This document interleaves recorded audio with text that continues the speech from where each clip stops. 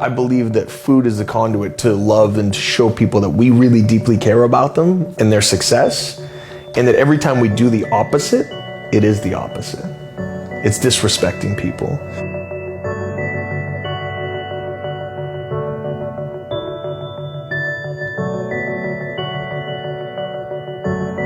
When you live that, even if it's briefly, it affects you forever.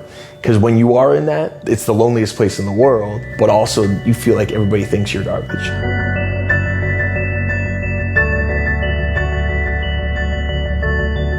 I want to be that person that's there for somebody else when this comes into that place. And I want to build an entire structure that's ready to help people. When I was looking at traditional meal programs that were being served by government and by other folks all across North America, I was nothing short of disgusted. It was really upsetting because the metric of success is how many people you can feed, not how many people you can feed well.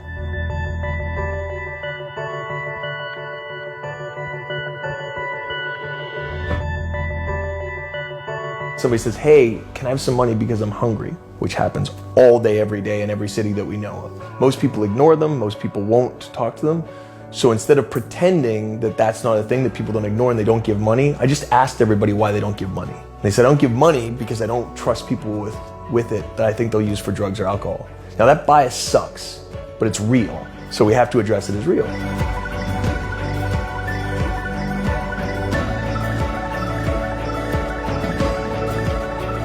Just says sandwich. It's only redeemable for a sandwich. You can't trade it for cash. It's not worth any drugs. What I was most excited about is that you would hand it to somebody. So yes, I'm excited that you're going to get a sandwich. Great.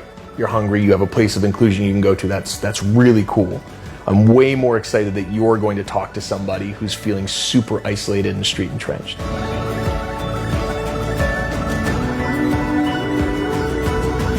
When I had done my second bout where I was unhoused, I was living with my best friend at the time in East Vancouver, I fell to addiction to drugs and alcohol. And in that time, I used to go to a place called Save on Meats that had been there since 1957. And I'd sit at the counter and I'd eat a burger for like $3.50 and I'd get really full. But I ate there because I didn't have a lot of resource. And I also felt a lot of judgment at the time, as you do when you're battling with addiction.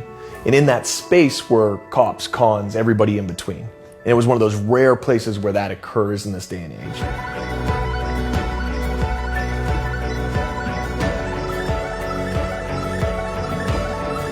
We employ people that have physical disabilities, mental disabilities, traditional other barriers, and that being a rap sheet.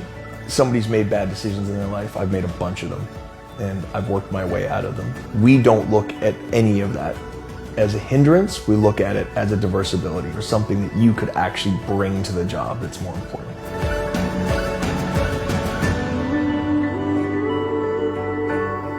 Homelessness is a symptom. Poverty is what I care about. We have more than enough resources, times 100, to fix all of these things.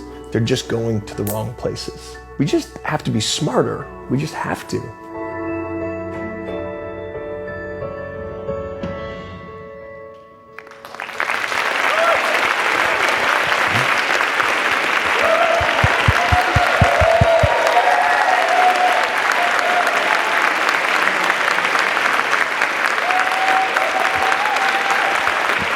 Facts. Big facts. That's my keynote. Thank you for coming. Just kidding. I got to do some stuff, right? Okay. We're going to start here. Everybody stand up, please. I heard somebody say, I just got comfortable. Cool out. It won't be for long. All right. Close your eyes. And I want you to take one big breath of 4 in. Count it out all the way in, and I want you to think about somebody who deeply inspires you.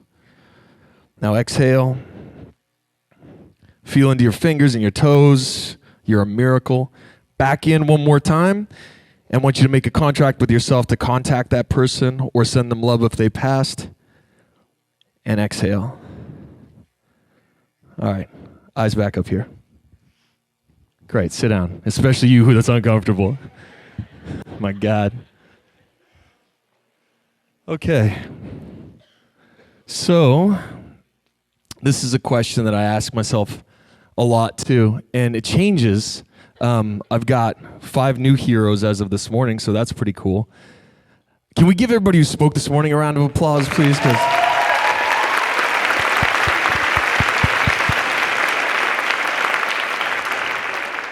I'm going to put a footnote on this gentleman right here. His name is Lose Thong. So just remember him as I go through this talk, all right? Just remember Lose. He's super special. Now let's get into the meat of it. This was spoke about a couple times already today.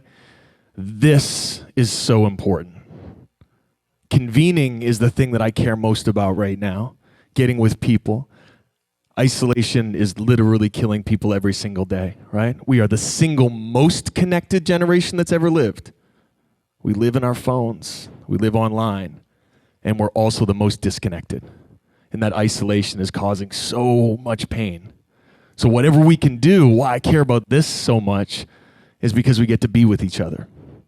And that's important. Like, I can physically feel you right now. Right? That's support. That's what support feels like. I can't feel you through my phone. I want to. We're not there yet. Doc says we're getting there. Oh boy. All right. So creating those spaces is really, really important to me. And these are 2 of my really good friends. If you guys have seen me speak before, this is my friend Football Mike, or Michael Haggerty, who now wears an eye patch. He had a problem with his eye. I don't think he has the problem anymore, but the eye patch has remained.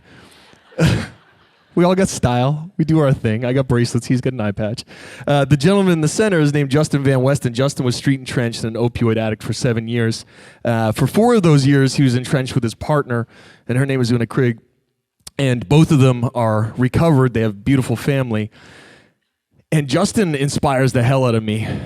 This is our diner in the downtown east side that you saw. The opioid epidemic is directly out front of that front door. We provide meals to people who are fighting that epidemic every day. There's a safe injection site across the street. There's one down the street as well. And we try to create spaces of convening because we believe in radical inclusion and radical hospitality. Both of those things are really important to us. How can everybody hang out? Right? How can we destroy the narratives that separate us and create that isolation? And I can't encourage you enough, if you don't already engage with people who are in Rhode Island or wherever you hail from, who are street entrenched, to take a second and take in the person, not just a quick change drop or that move, but really to have a conversation. Now, people often ask, can I come cook with you? I'm a chef by training as well, and I cook. I cook pretty good. And people say, I want to come cook with you. And I'm like, great. Do you know how to cook? And 9 times out of 10, they're like, no. I'm like, I don't come to your work and ask you to teach me to code. Real cooking is challenging, and I think everybody can do it, but that's not helpful to me when I'm trying to help and feed 1,000 people a day. You're going to come into my kitchen, burn yourself, cut yourself. You know, I'm foreshadowing, but it's from experience. What do you do in the world? And they're like, oh, I'm an accountant. That's not helpful. I was like, have you ever worked for a nonprofit? Apparently not. You're very helpful. Go donate your time over there. I'm a UX designer. Same thing. Our websites suck most of the time. Help us out. But people are relentless. And Doc got me real excited earlier down there. I was sitting here on the edge of my seat like, yes, that, friction. How do we design high friction? So we're told in the charitable sector that we're supposed to, with donors, be very light touch. Be very humble, just be like, hey, you know, if you had some money, we could really use it. And there's this whole energy around it. Bullshit. I believe the opposite. I believe that high friction is what really gets people engaged.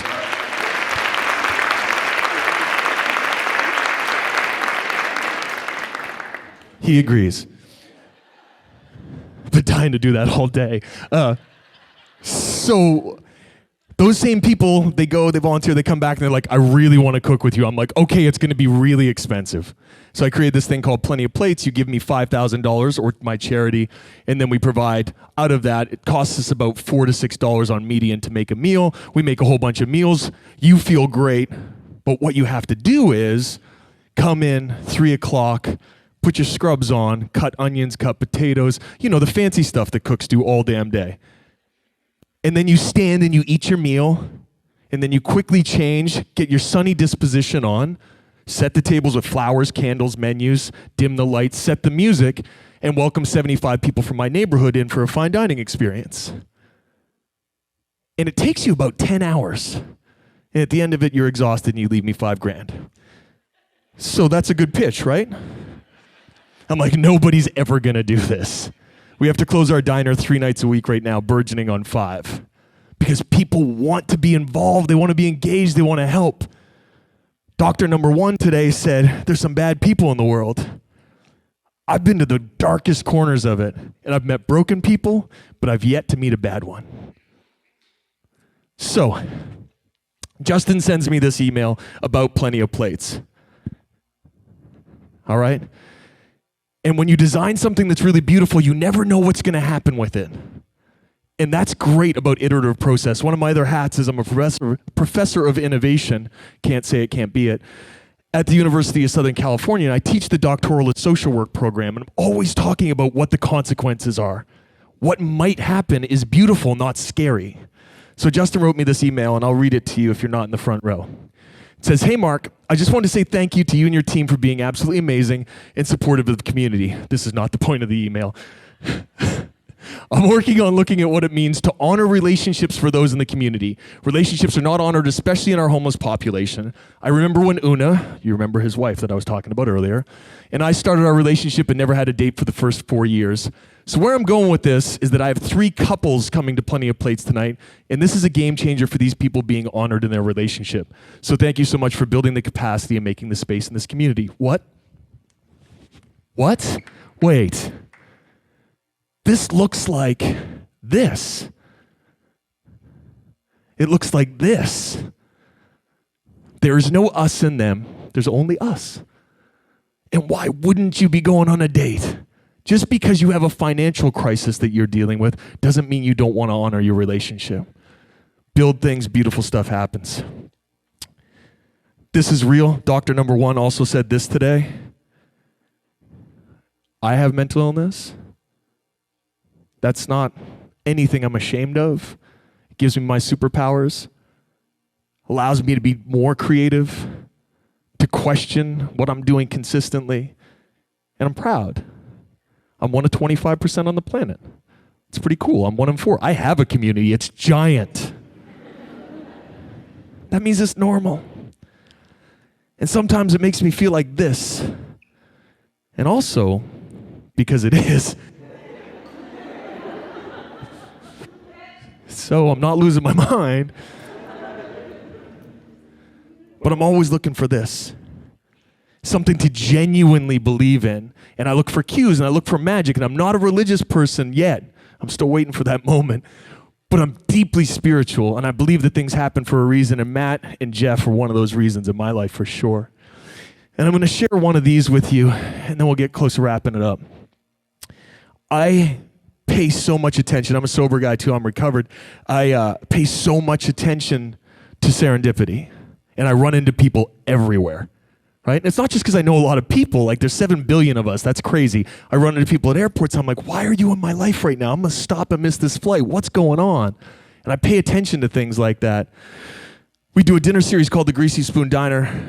We're doing one in Boston, June 10th. Quick plug. And that is to convene people, and it's to allow chefs to donate their time because they're broke and they don't have much time, to be able to feed people in a meaningful manner. And we've done 51 of these in Vancouver, straight sellouts. And I decided we would take it to Toronto because there's a great need in Toronto. So what we do is we partner with another organization to shine a light on them that people don't know about. And the organization we chose in Toronto is called Sistering. And Sistering is one of the most important organizations, I believe, on the East Coast. They deal with severely mentally ill women and street and trench women. And they house 75 of them when there's nowhere else for them to go. Illegally as well, and ask the government to come get them, as if. So we go do this dinner, all right? The gentleman lends us his venue, Lose. I talked about him earlier, okay? Lose donates his venue and is unable to make the dinner, and I'm super disappointed. I'm almost like, we should reschedule. Sistering is coming to speak. We give them a platform. There's an audience like this that they can talk to so we can convert people to loving sistering, donating money to sistering, sitting on the board of sistering. That's how we can support with our gifts. The CEO or the ED is supposed to come and speak. Last minute, she cancels. I'm like, oh shit. So who's going to speak? And they're like, oh, we've got a brand new woman. Her name is Sally McLean. She just joined us. She's going to speak. I'm like, brand new. Okay. So I meet Sally. I'm like, hey, Sally, how you doing? She's like, I'm okay. I don't do a lot of speaking, though. I'm like, okay, I'm sure it's going to be fine. Freaking out. Losay last minute is like, hey, I'd love to come to the dinner. Somebody cancels. Losay stays.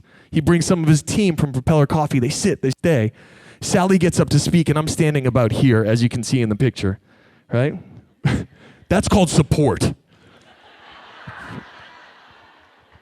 And so Sally opens her mouth, and literally an angel possesses her. And the whole room starts to tear up.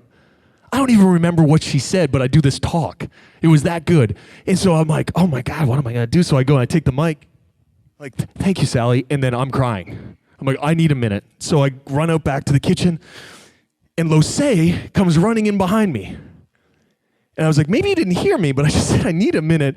And he's like, I need to talk to her. I was like, so why are you talking to me? Losay's a family man. He's a beautiful human. He's like, I need to talk to her. I was like, well, then go talk to her. So he does, and he comes back, and he's like, oh my God, Sally knows me.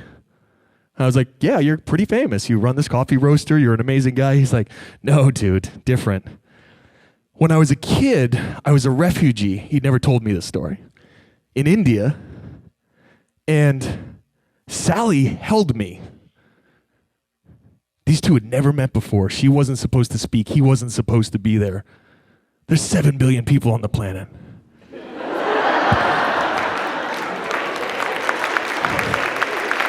Okay, I'm going to wrap up. Matt, come out here real quick. So we put into our minds earlier, and we said we're going to promise to connect to that person that inspires us, right? Because we don't do that, and we don't do it enough. And moments are fleeting, right? So Matt and I are going to have a contract right now. You guys are going to be the witnesses. Is anybody a lawyer? Don't be embarrassed. It's okay. That's not nice. Okay, we're going to pretend you're all lawyers, all right? I'm going to say something to you. You say it back. I promise that the person that inspires me, that I'm going to connect with them today. I promise that the person that inspires me, I'm going to connect with today.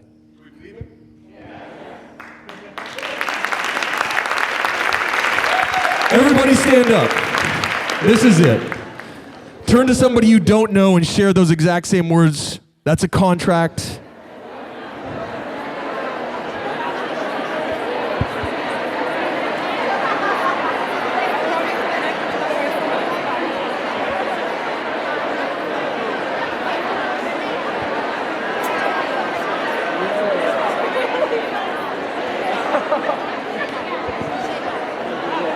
All right, sit down.